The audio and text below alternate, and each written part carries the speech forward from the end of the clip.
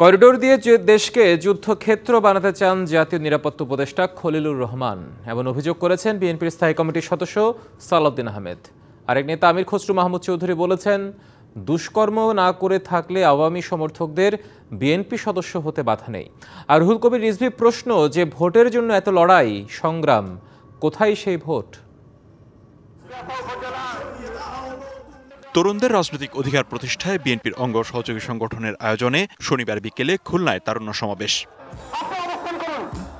এতে যোগ দিয়ে সংস্কার ও বিচার নিয়ে বাহানা না করে নির্বাচন বিলম্বিত না করতে আহ্বান জানান দলের স্থায়ী কমিটির সদস্য সালাউদ্দিন আহমেদ। এছাড়া দুই ছাত্র উপদেষ্টা সহ জাতীয় নিরাপত্তা উপদেষ্টার পদত্যাগেরও দাবি জানান তিনি। মানবিক করিডোরের নামে বাংলাদেশকে যুদ্ধক্ষেত্রে পরিণত করতে চায়। নগদ পেমেন্টে 500 টাকা পর্যন্ত ক্যাশব্যাক আর লেনদেনে প্রতিদিন ডিপ ফ্রিজ এবং ঘন্টায় ঘন্টায় এসি টিভি সহ দারুণ সব গিফট। বাংলাদেশের মানুষের সাথে আপনি কথা বলেননি, এদেশের রাজনৈতিক দল সমূহের সাথে কোনো আলাপ আলোচনা করেননি। এই জনসভা থেকে দাবি করছি, সেই জাতীয় নিরাপত্তা উপদেষ্টাকে আপনি বিদায় করুন।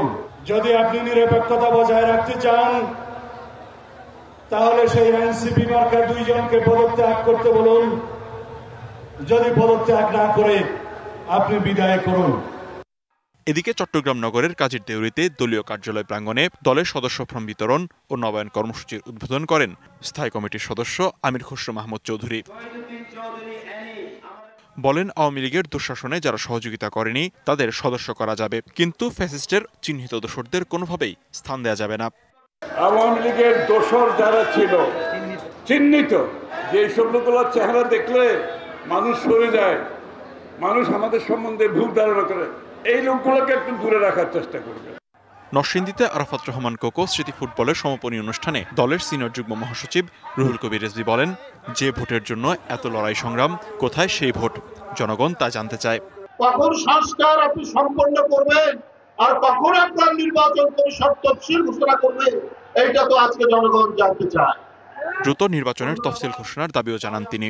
নির্বাচিত সরকার থাকলে যে কাজগুলো করতে পারত, সেই কাজগুলো আটকে আছে।